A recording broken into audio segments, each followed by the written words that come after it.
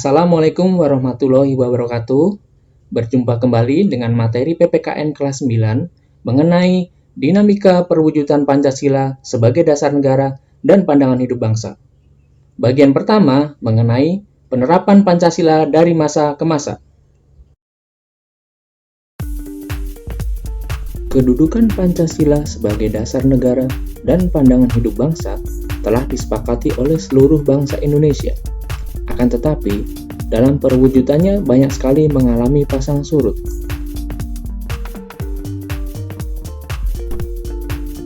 Bahkan, sejarah bangsa kita telah mencatat bahwa pernah ada upaya untuk mengganti Pancasila sebagai dasar negara dan pandangan hidup bangsa dengan ideologi lainnya. Namun, upaya ini dapat digagalkan oleh bangsa Indonesia sendiri. Meskipun demikian, tidak berarti ancaman terhadap Pancasila sebagai dasar negara sudah berakhir. Tantangan masa kini dan masa depan yang terjadi dalam perkembangan masyarakat Indonesia dan dunia internasional dapat menjadi ancaman bagi nilai-nilai Pancasila sebagai dasar negara dan pandangan hidup. Untuk semakin memperkuat pemahaman kalian, berikut dipaparkan uraian materi berkaitan dengan perkembangan penerapan Pancasila sebagai dasar negara dan pandangan hidup bangsa semenjak awal kemerdekaan sampai dengan sekarang. Masa awal kemerdekaan. Pada periode ini, penerapan Pancasila sebagai dasar negara dan pandangan hidup menghadapi berbagai masalah. Ada upaya-upaya untuk mengganti Pancasila sebagai dasar negara dan penyimpangan terhadap nilai-nilai Pancasila. Pemberontakan Partai Komunis Indonesia atau PKI di Madiun pada tanggal 18 September 1948.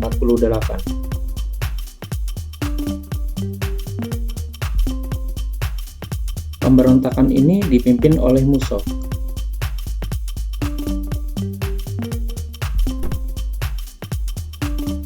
Tujuan utamanya adalah mendirikan negara Soviet Indonesia yang berideologi komunis.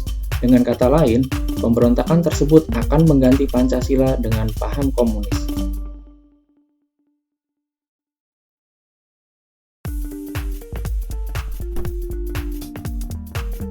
Pemberontakan Darul Islam atau Tentara Islam Indonesia.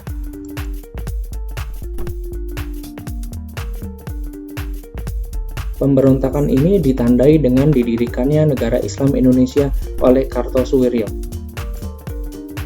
Tujuan utama didirikannya NII adalah untuk mengganti Pancasila sebagai dasar negara dengan syariat Islam. Tetapi gerakannya bertentangan dengan ajaran Islam sebenarnya. Mereka melakukan perusakan dan pembakaran rumah-rumah penduduk, pembongkaran jalan kereta api, perampasan harta benda milik penduduk, serta melakukan penganiayaan terhadap penduduk.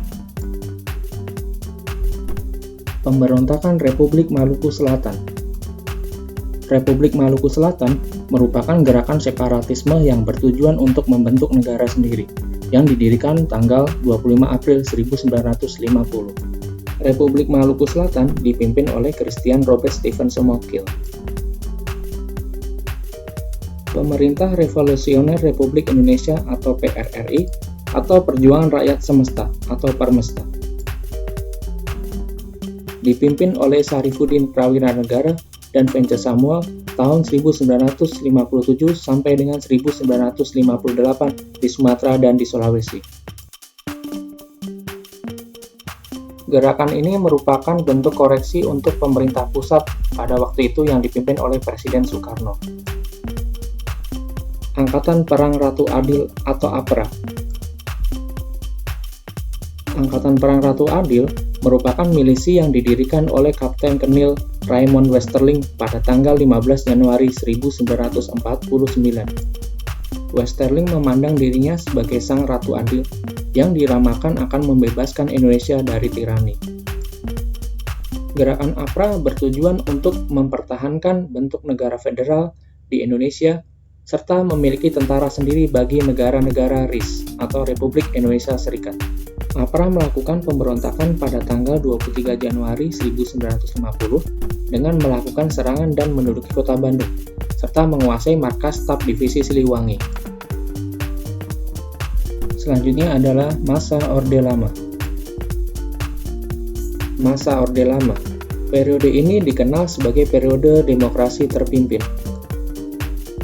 Demokrasi terpimpin merupakan sebuah sistem demokrasi yang seluruh keputusan dan pemikiran dalam pemerintah negara berpusat pada pemimpin negara, yaitu Presiden Soekarno. Berikut beberapa penyimpangan terhadap Pancasila dan Undang-Undang Dasar Negara Republik Indonesia tahun 1945 pada masa Orde Lama.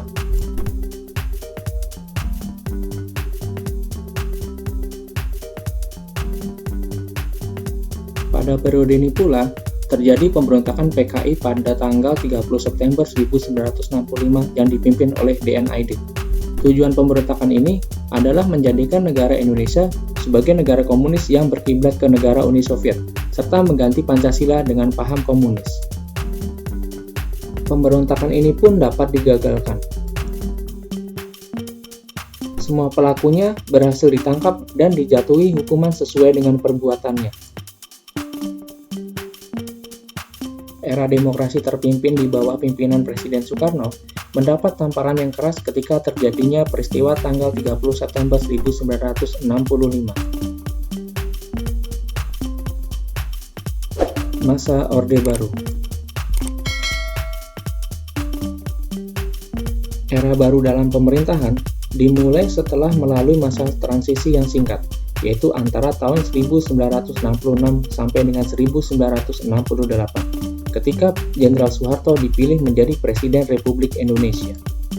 Visi utama pemerintah Orde Baru untuk melaksanakan Pancasila dan Undang-Undang Dasar Negara Republik Indonesia tahun 1945 secara murni dan konsekuen dalam setiap aspek kehidupan masyarakat. Pembangunan nasional dapat dilaksanakan secara bertahap dan berkesinambungan melalui Rencana Pembangunan 5 Tahun atau Repelita. Program pembangunan yang tertuang di dalam Garis-Garis Besar Haluan Negara atau GBHN. Hal tersebut menjadikan pembangunan nasional tumbuh dengan pesat di segala bidang kehidupan.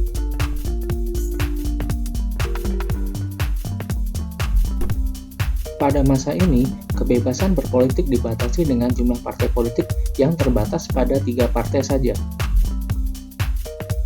Berikut beberapa kelemahan penerapan Pancasila pada masa Orde Baru.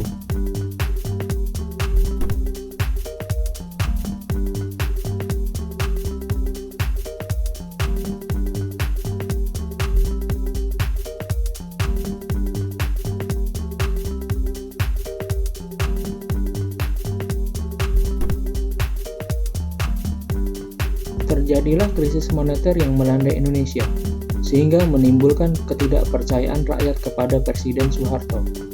Muncullah gerakan yang menuntut Presiden Soeharto untuk mundur.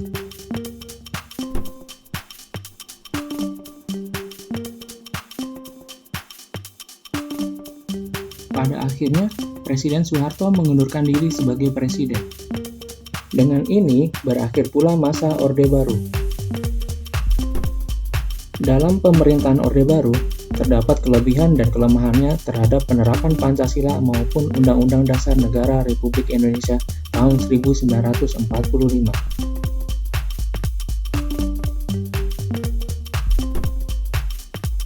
Selanjutnya yaitu masa reformasi.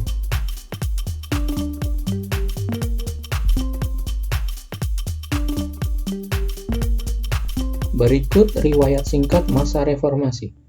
Penerapan Pancasila tidak lagi dihadapkan pada ancaman pemberontakan-pemberontakan yang ingin mengganti Pancasila dengan ideologi lainnya.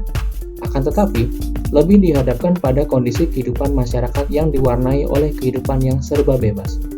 Kebebasan yang mewarnai kehidupan masyarakat Indonesia pada saat ini meliputi berbagai macam bentuk, mulai dari kebebasan berbicara, berorganisasi, berekspresi, dan sebagainya. Kebebasan tersebut di satu sisi dapat memacu kreativitas masyarakat, tapi di sisi lain juga bisa mendatangkan dampak negatif yang merugikan bangsa Indonesia sendiri.